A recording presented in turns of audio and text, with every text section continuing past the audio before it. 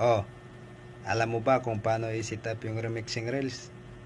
Kung hindi, panoorin mo to. Pindutin nyo lang yung profile nyo sa gilid.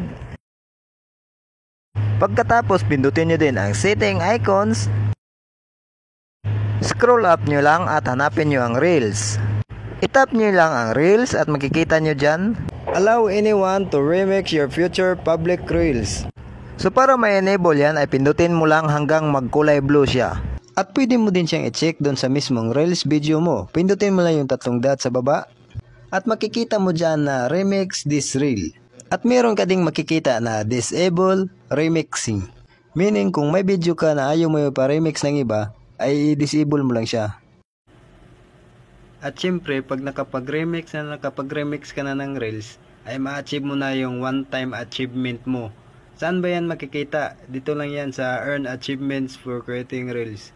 So, ma-unlock mo na yung remixer. So, pag na-highlight na yan, na remixer ka na.